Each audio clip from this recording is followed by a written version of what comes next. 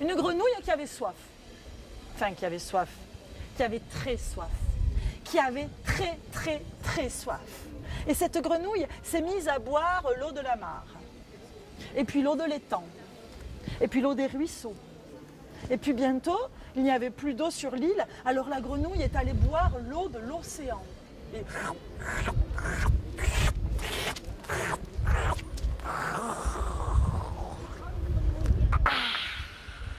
Bientôt, il n'y avait plus d'eau dans l'océan.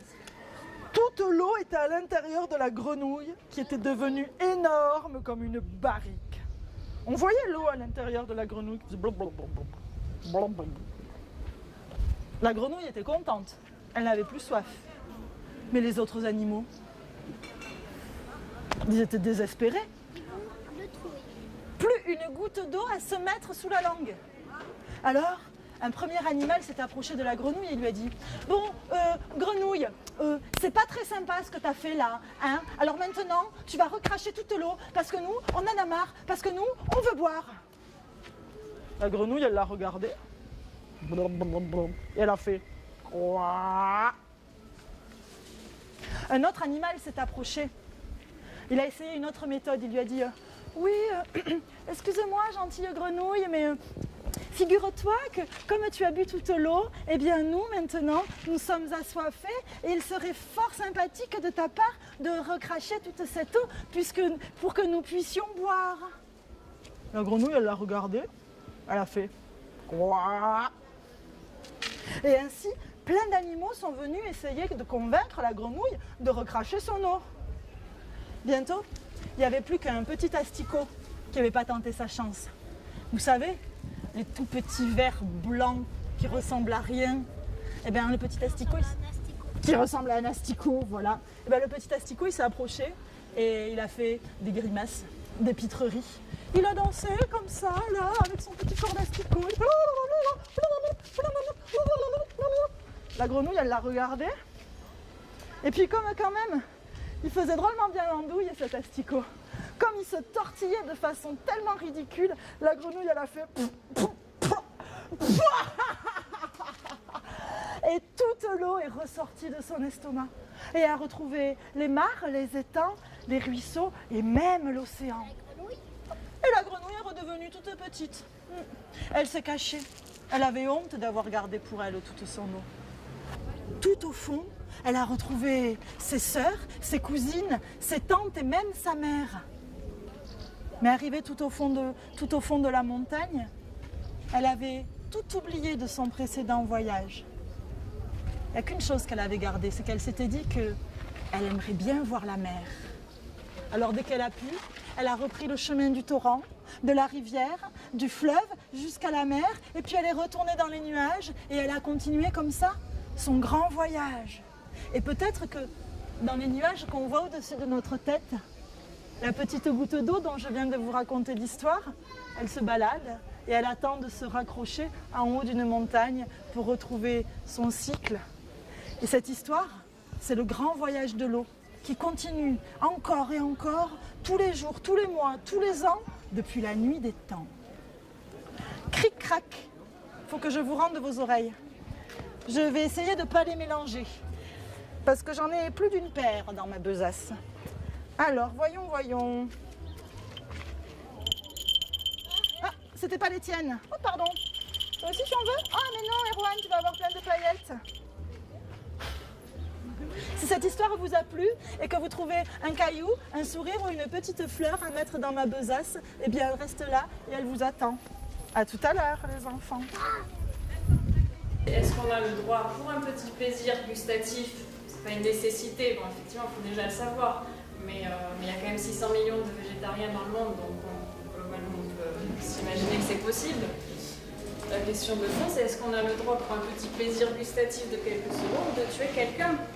puisque c'est pas quelque chose, ce sont des individus sensibles et conscients, il n'y a pas de doute là-dessus, ils finissent tous dans un abattoir qui sont des lieux fermés à tout le monde, y compris aux caméras, parce que tellement c'est immonde évidemment, et voilà.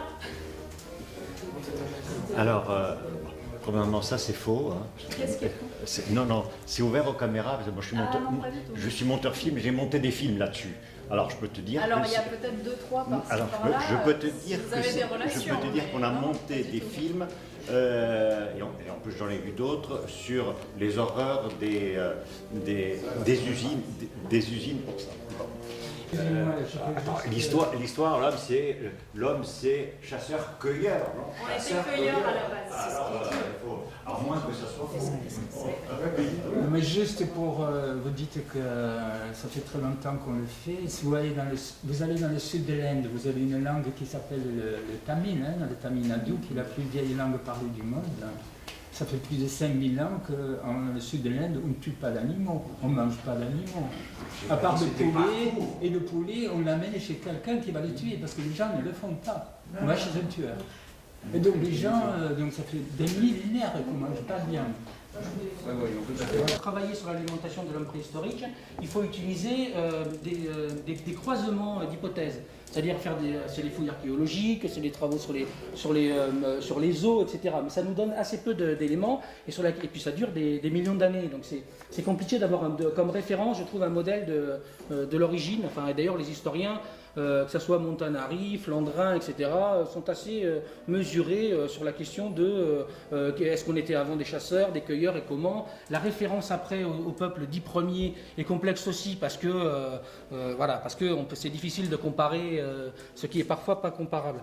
Après, la deuxième remarque que j'aurais, puisque ça fait à peu près 48 minutes qu'on a en termes de débat, là, hein, c'est la question de est-ce qu'on peut remplacer les protéines animales par des protéines végétales. Moi je trouve ça intéressant. Le cuisinier il vous dirait facilement oui, l'ethnologue il se poserait la question de quelle agriculture, vous l'avez dit, hein, mais aussi pour qui. C'est-à-dire cette dimension-là de est-ce qu'il y a un envers de l'agriculture des légumineuses. Maintenant, ben non, c'est pas possible. Moi, j'ai des manques de viande parce que je travaille physiquement et il me faut de la viande. Parce que vous n'avez pas d'informations sur la nutrition. Si, mais ils font très bien manger, ils savent très bien faire, cuisiner des graines germées, des céréales, des soja, des protéines végétales, etc. Ça suffit pas. Mais c'est ce que je fais. Mais bien sûr. Il fait 35 heures en 2 jours et je peux vous assurer qu'il se fait mange des repas végétaliens entièrement végétaux. Ouais. Et il était viandard à fond. Voilà. Et il s'adapte très bien et il se fait des collations et il mange des oléagineux qui tiennent très bien encore. Il va manger des abricots secs, des fruits secs. C'est sûr que si vous mangez qu'une poignée de légumes et un peu de riz et que vous faites un exercice intense toute l'après-midi sur une charpente, c'est sûr que vous risquez d'avoir faim. Mais après c'est comme tout, hein. Vous pouvez aussi très bien manger des repas avec de la viande et puis vous retrouver à avoir des problèmes de digestion et à être en plein soleil en train de bosser. Alors oui, ça vous tenir au ventre parce qu'il faut savoir que la viande est beaucoup plus longue à être digérée par notre corps et c'est pour ça que vous avez la sensation de faim, parce que quand on mange entièrement végétal, ça je ne peux pas vous nier, on a la sensation d'avoir faim un peu plus. Mais donc ma question c'est quel complément alimentaire on s'écoute déjà un peu moins, parce que je pense que le débat est quand même, ça va faire presque 2 heures.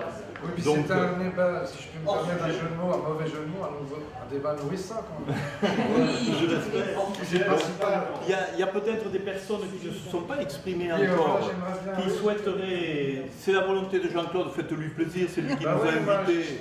Il y a des gens qui n'ont rien dit, alors soit ils sont d'accord, soit ils ne sont pas d'accord, s'ils ne sont pas d'accord, c'est le moment de dire. Alors voilà, on commence par monsieur. Un petit mot, je pense que tel qu'elle l'a présenté, ça veut dire qu'on n'a pas à se culpabiliser parce qu'on n'arrive pas à se passer de viande ou qu'on veut rentrer systématiquement dans un régime qui est là mais qui n'est pas vécu avec tout son être et avec son cœur.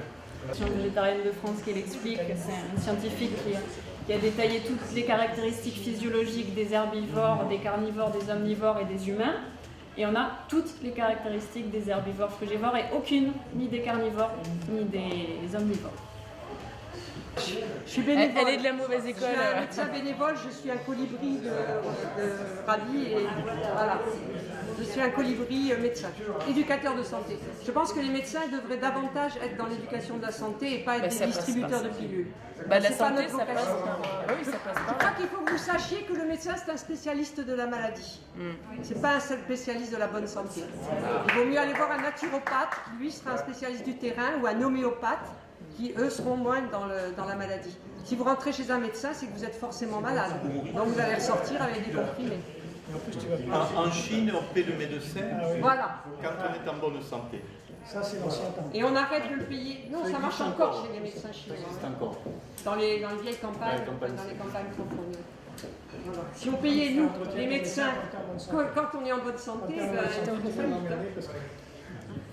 pour ça que je préfère pas me faire payer. Merci à tout le monde. Et puis, on vous convie à continuer la conversation autour des expos, des stands. Si je suis en montagne, merci de vos visites.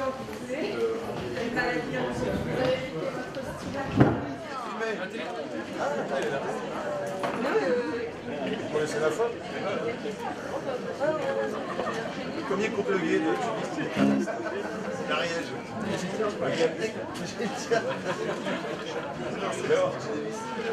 On a même fait le jeu. Si on joue un morceau.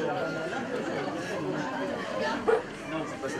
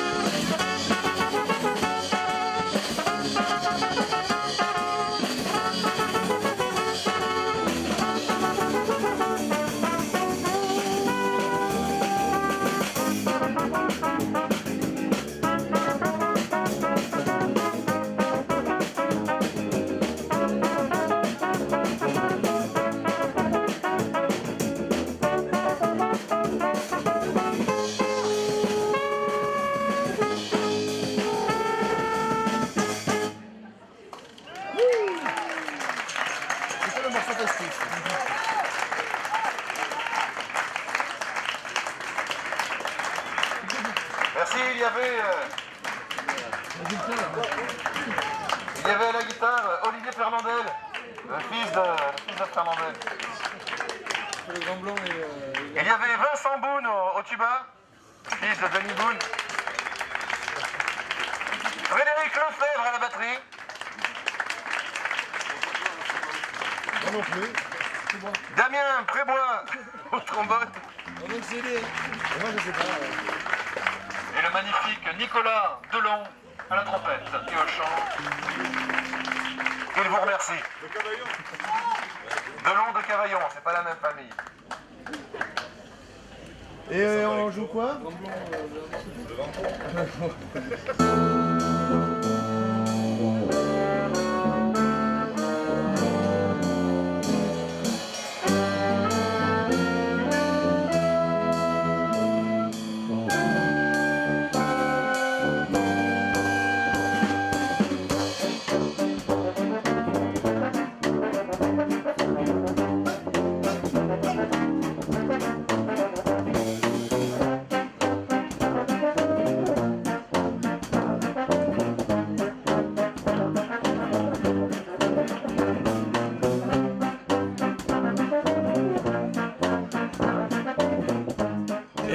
président de la commission des finances. Non, il voit rien, il voit je sais pas quoi. Je vais payer une bière. Ah mais je veux bien une bière. Oui, mais tu l'as vu comment À la pression. À la pression.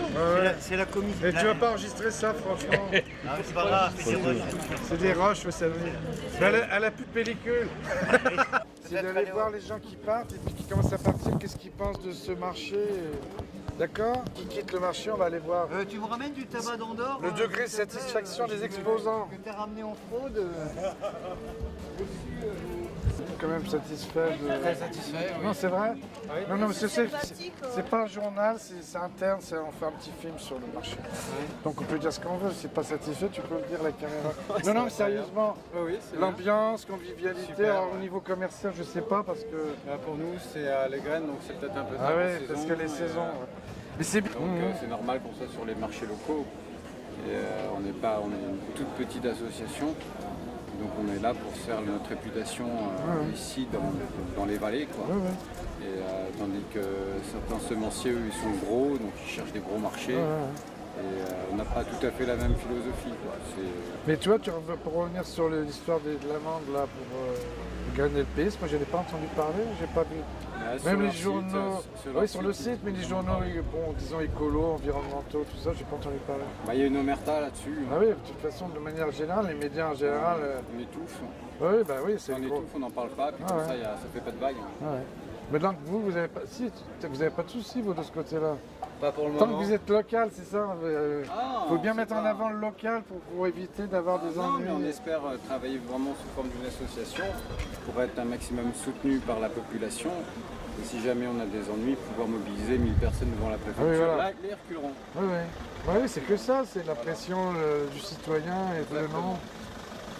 Vous êtes 3 marchands de miel, avec moi ça m'a fait 4.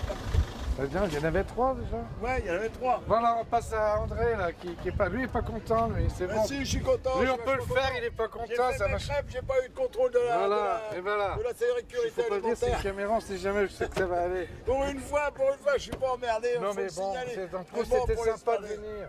Ben ouais, mais je sais bien, mais ils ont vendu toutes les crêpes que j'ai fait. J'ai fait 40-50 crêpes. Ah bah c'est pas mal. Ouais, ils ont tout vendu. Non, mais voilà, c'est parfait, c'est super. Et toi, t'as pas vendu de miel? Mais non, je l'ai pas débouché. Tu l'as pas sorti quand t'as vu, quand j'ai vu la nana. Puis il y en avait un à côté en plus, un côté de toi. Elle est de Fabas, je crois, non? C'est ta faute, qu'est-ce que tu fais? Non, mais au début, moi, je savais qu'il y avait un marchand de miel, mais je savais pas qu'il y en avait 2. Eh ben, comment ça se fait? C'est pas toi qui gères le truc? Ah ouais, je suis pas tout seul, moi. Bon, ils sont 3 à vendre du miel.